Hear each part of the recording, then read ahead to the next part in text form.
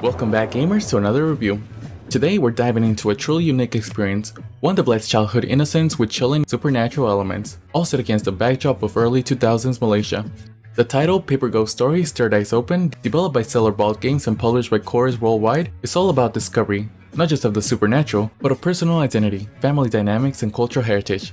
You, the player, play as Ting, a 6-year-old girl gifted and maybe cursed with the third sight, and this allows her to see and interact with spirits.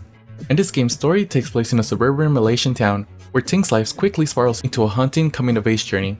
But what makes this game truly special isn't just its setting, but it's how it fuses Southeast Asian ghost stories and the delicate art of papercraft to create an immersive and emotional narrative.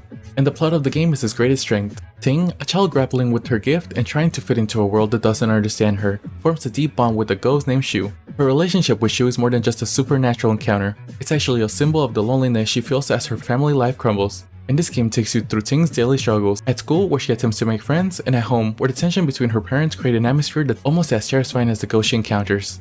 And each chapter in the game explores different facades of her life, gradually peeling back layers of mystery and horror. What I love the most about the storytelling is how the supernatural elements aren't just there for jump scares, but they reflect the emotional and psychological state of the characters. Ghosts either come to Ting for help or stir up trouble, and sometimes it's hard to distinguish between the two, and this here creates a complex eerie tension that keeps you on the edge throughout the experience. And when it comes to the art style, this is where the game truly shines. This game draws heavily from the Jaws papercraft, an Asian paper art form often used in traditional ghost storytelling, and this gives the game a living, breathing paper theater feel, which is something truly unique. Imagine playing in a world where everything feels fragile, yet deeply intricate, like a world that could tear apart at any moment, just like Ting's life. One of the standout moments especially comes in Chapter 8, where this game adopts a shadow puppet style reminiscent of Wayang Kulit, traditional Malaysian shadow puppetry.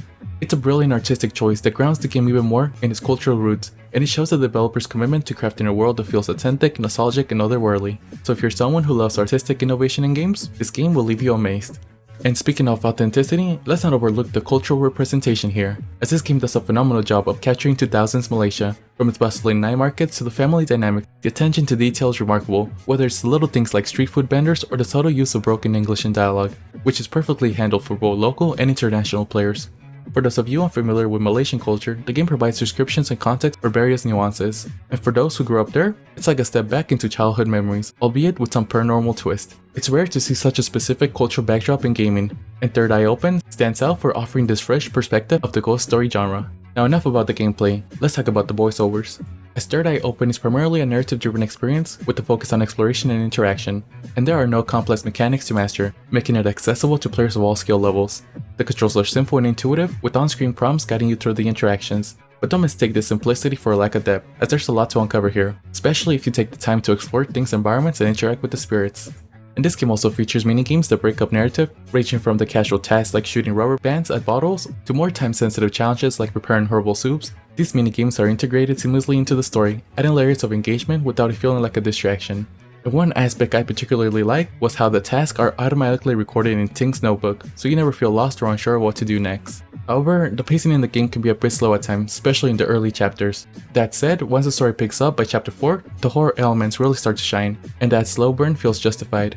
I almost forgot to mention, one of the most frustrating aspects of this game is the fixed camera angles, particularly during encounters with malevolent spirits. You'll often find yourself facing these ghosts head-on, without the ability to adjust your perspective, which can make certain scenes feel unnecessarily difficult.